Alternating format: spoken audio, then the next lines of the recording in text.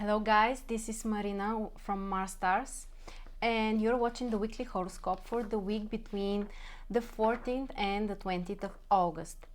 Before we start with what's coming up this week, I would like to invite you to our special new moon and solar eclipse in Leo live ceremony. It will be this Sunday at 9 a.m. Eastern Time. And actually in the description I will put the link and you need to sign up in order to join us. So we are going to talk about this new moon and the solar eclipse, how it will influence all of us, each of the signs, and which are actually the most important things that we need to be prepared for. Also how to benefit from that. There will be also astrology guidance, astrology karma guidance card for each of the signs. We're going to use EFT. There will be a group meditation. So please guys, join us because the group energy supports us all, and actually in this way we can manifest our desires better and easier. Okay, so again the link is in the description somewhere, so please sign up. There is an option, by the way, to auto-subscribe to my future webinars, so you're welcome to do that as well. And in this way, you no longer need to subscribe. It will be automatically done for you. Okay, we are ready now to start with this week. And basically, the most important, I think, is Mercury Retrograde. I'm not sure if you feel it, but I definitely feel it already. And actually, to be honest, yeah, this is the reason why this weekly horoscope is so late this time. Just, you know, when we have Mercury retrograde, it's so difficult actually to plan everything. We need to change our plans. Many things around us don't work. We make mistakes, or, you know, there are thousands of reasons. So again, accept my apologies for the delay that for this weekly horoscope. Okay, so Mercury retrograde. It started on Saturday. Mercury was stationary on the 12th degree in Virgo. And Mercury will be retrograde until the 4th of September.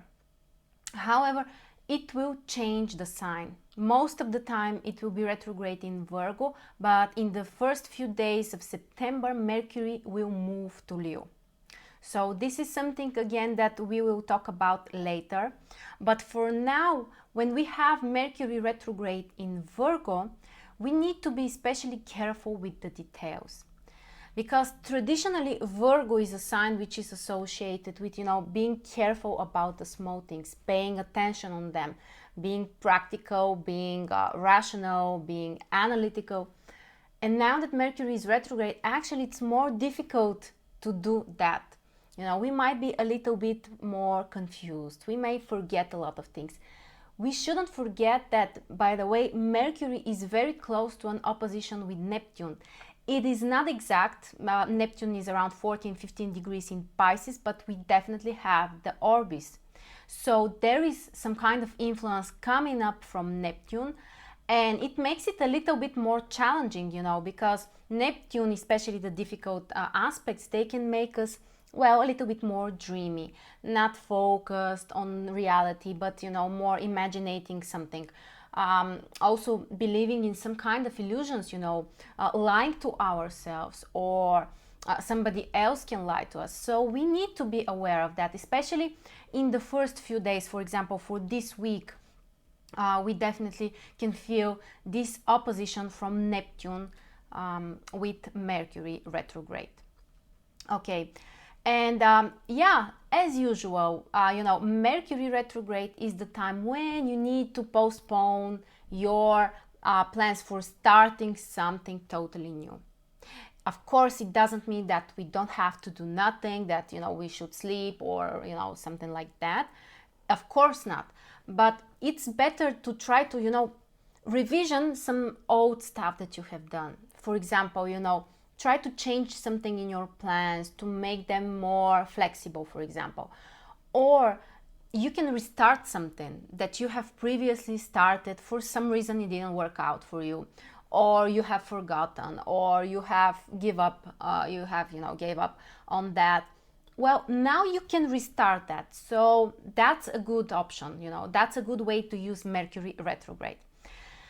And of course, it's important where exactly Mercury transits in your own horoscope, because, you know, it will give some additional insights about the influence of this transit for you. Of course, Virgo should be really careful, because they're going to feel stronger the impact of this transit. Also, all of the mutable signs will feel a little bit harder this transit. These are Gemini, Virgo, Sagittarius, and Pisces. If you have your sun, if you have your ascendant, or perhaps a stellium of planets in these signs, then you should be more careful with this transit, especially if you have actually a cusp of a house or a planet around the 12 degrees of Virgo, and basically the first half of the sign, and also the other mutable signs, actually, because in this case, Mercury will make difficult aspects with your own planets. For example, if you are a Gemini or a Sagittarius, Mercury will square your planets.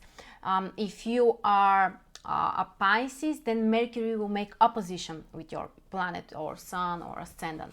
So, you know, these are, a tough aspects, and for you it might be a little bit harder.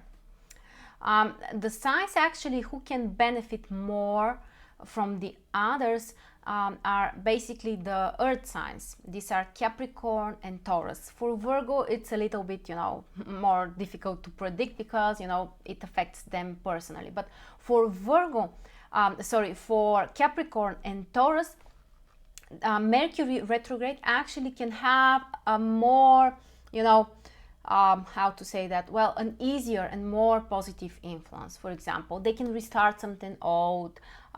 They might be a little bit more productive. They can finish something, for example, which they have previously started, or something like that. Okay, and well, maybe we can say a few words about each of the signs, so it won't take too much time and everybody can listen to their sun or ascendant sign. Keep in mind, in my opinion, the ascendant can be more important from this perspective. So starting with Aries, they have Mercury retrograde in their 6th house, so Aries need to be careful with their work, with their health, and it's definitely not a good time for starting new career projects, or investing a lot of energy in this to start something new, because it's more challenging for them. Taurus has Mercury retrograde in 5th house. As we said, Mercury trines their sign, so it's a little easier for them. For example, it's a good time to contact with, for example, previous romantic partners, people that you have been in love with, or you have dated before. However, it's not a good time to start a new relationship, to start dating with someone new, or some kind of new artistic projects as well. Then we have Gemini. For Gemini, Mercury is retrograde in their 4th house. It squares their sign, a little bit tougher. They should be careful with property issues, with things related with their home, with family members. The communication may not be very fluent and very, harmonious. So be careful with that. Then for Cancer, Mercury is retrograde in their 3rd house. It makes a positive aspect, sextile with their sign, so not so difficult, but still they need to be careful with information, with documents, with traveling, with contracts, with friendships. This area can be a challenge for Cancer. Then for Leo, Mercury is retrograde in their 2nd house, so Leo should be more careful with finances. Definitely not a good time for new, making big expenses, buying luxury, expensive things, or investing your money. Not a good time. Of course, Virgo. Virgo should feel stronger the influence of this Mercury retrograde. Basically, it's related with everything they do. So Virgo shouldn't start some new projects, some new initiatives. It's time to back up a little bit, to wait a little bit, or to restart something that you have done previously. Okay, so now we have Libra. Yes, for Libra, Mercury is retrograde in 12th house. Maybe it's not so obvious for Libra, you know, what's the impact of this transit, because 12th house is not, you know, something that we can manifest on a material level. So for Libra, this influence might be more related with, you know, focusing on the past, for example, overcoming something from your past, forgetting something, you know, something like that. Then for Scorpio, Mercury is retrograde in their 11th house, so Scorpio should be careful with their social projects, social activities. For example, if social media is part of your life, you need to be careful with that. Avoid starting new projects. Be careful with friendships, you know, communication and group activities. Then for so what we have next, we have Sagittarius, and Sagittarius has Mercury retrograde in the 10th house. So again, a little bit more challenging. It squares, Mercury squares their sign, so they should be careful, especially with career projects, starting new businesses, things related with authority figures, negotiations, business contracts. Not a good time. Then for Capricorn, they have Mercury retrograde in 9th house. Again, it's a more positive combination because Mercury trines Capricorn and it can have a more harmonious influence. However, Capricorn should be careful with traveling abroad. For example, making some big plans for the future. It might be more challenging. However, if you want to change something in this area, for example, change your perspective for the future, what you would like to do, or something related with higher education, for example, then this transit can be more productive for you.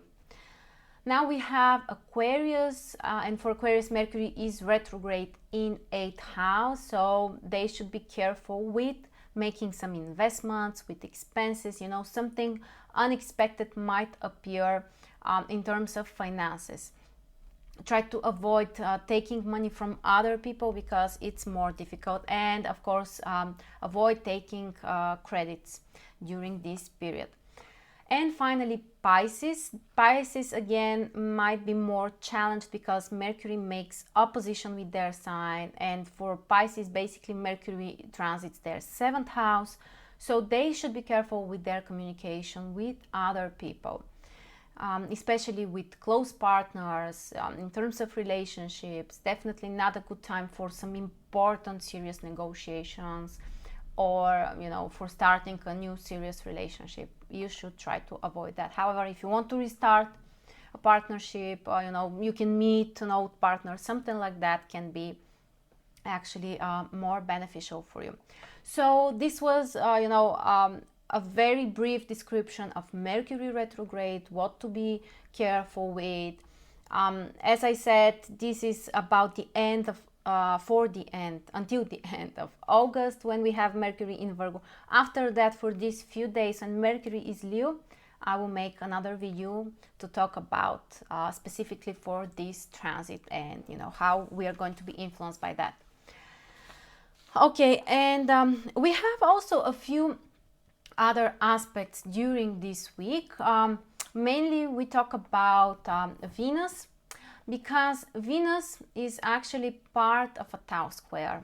Venus is in Cancer and it will make opposition with Pluto, and a little bit after that it will make exact square with Jupiter.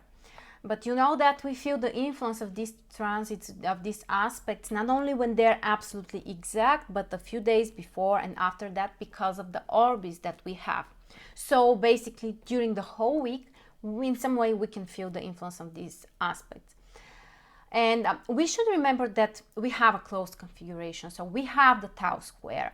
Even if it is a challenging combination, you know, it can bring some opportunities.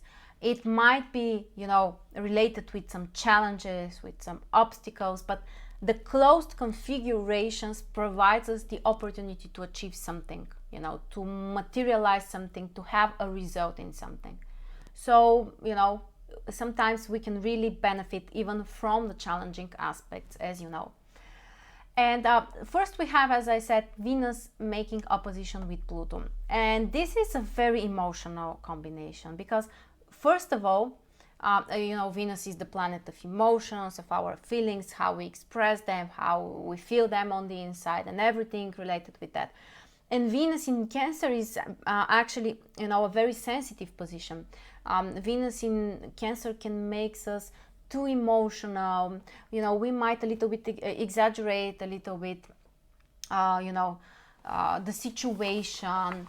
And sometimes we may act like, like drama queens, well, to be honest, especially when we talk at the same time about the opposition with Pluto. This is a very intense emotional combination, and it's difficult to control these emotions. Pluto is the planet of control, but when it makes this tough aspect, actually we may feel like, well, for example, we are not able to control our own emotions, or for example, somebody else is trying to have control over us, and it brings some kind of frustration, or in terms of relationships, this aspect can be more difficult. On the other hand, this is a time when you can experience some really deep emotions, so you can connect with someone else, but be careful, because sometimes this connection might be a little bit unhealthy. Pluto, Venus can bring these unhealthy obsessive relationships or attraction, like a fixed idea about someone, and you can't think about anything else. So very typical situation for Venus, Pluto, especially the tough aspects like this opposition. Other than that, we said that we also have Venus squaring Jupiter. This is, it's considered to be a tough aspect, the square aspect, but on the other hand, Venus and Jupiter are the two benefactors in astrology. So, we can talk about some serious issues and difficulties and, problems when we have a tough aspect between two good planets, So there might be, something which we are not so happy with. For example, our expectations can be too big for something, but finally, the final result is not so bad from this aspect. We just need, for example, to realize that we want too much. Our desires are, not realistic, for example, right now. That we need to be a little bit more down to earth. We need to wait a little bit. And basically, it's also interesting aspect because Jupiter is in Libra, the sign which is ruled by Venus. So, it connects these planets even stronger.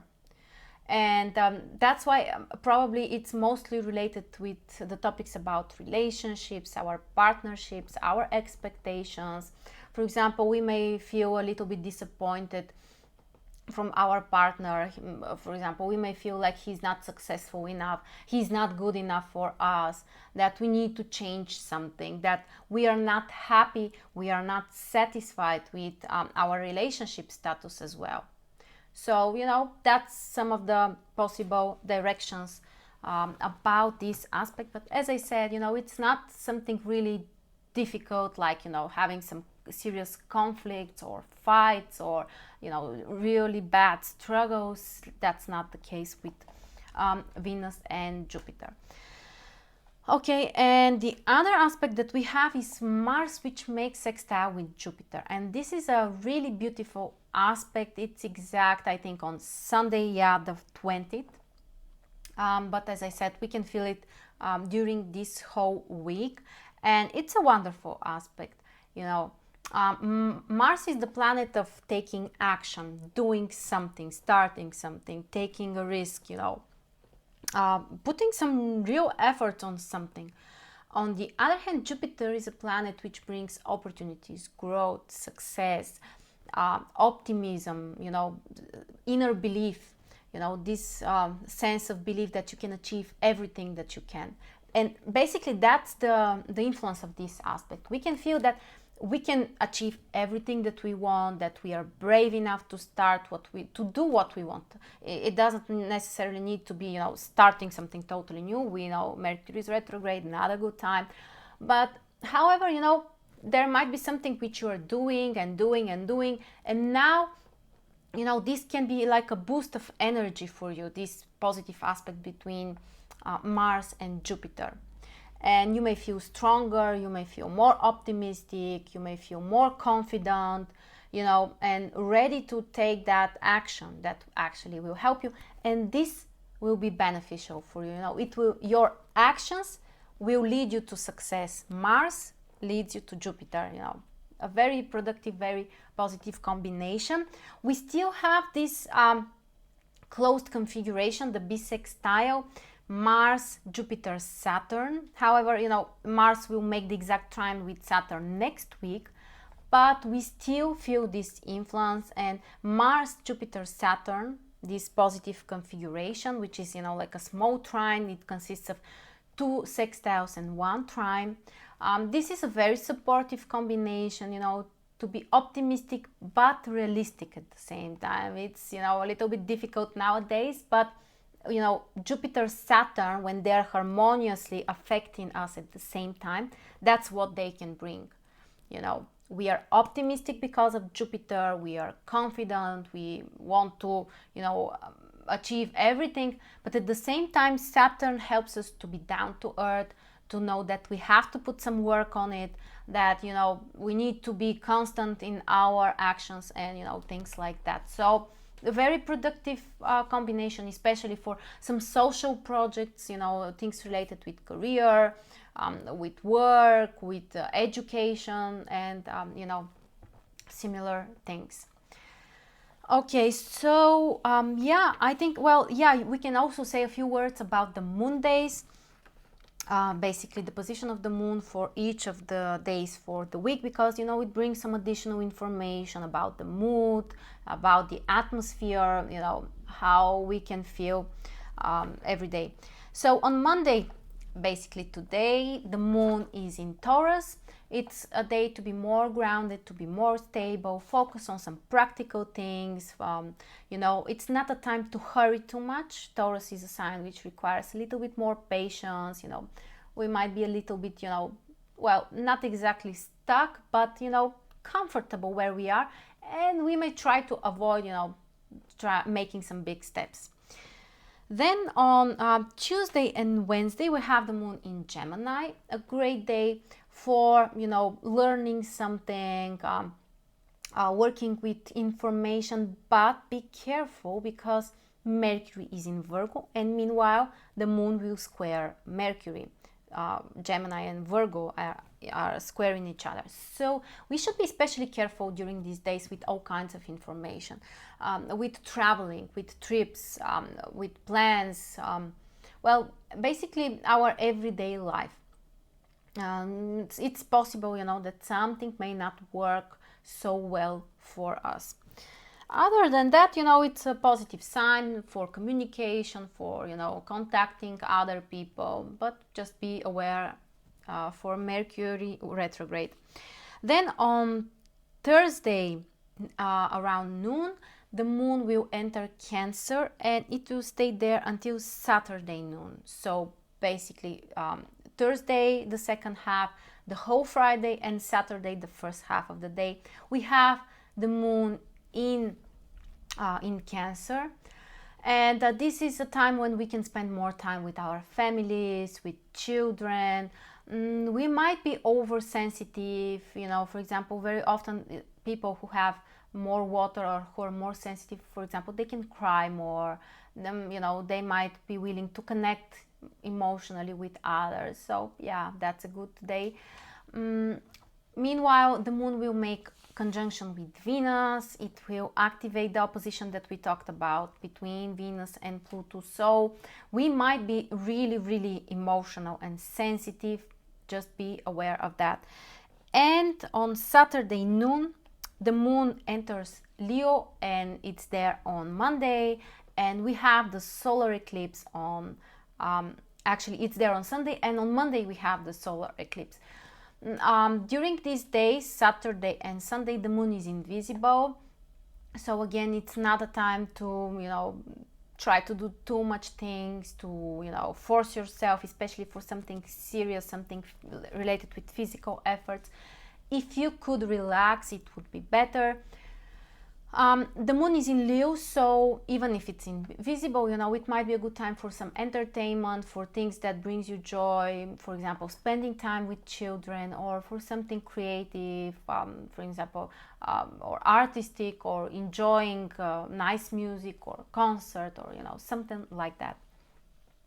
Okay, so I believe these were the most important things happening during this week. Again, I will remind you to sign up for the special webinar that we are having on Sunday at 9 a.m. Eastern Time. And we are going to talk about the wonderful opportunities related with this solar eclipse in Leo coming up very soon.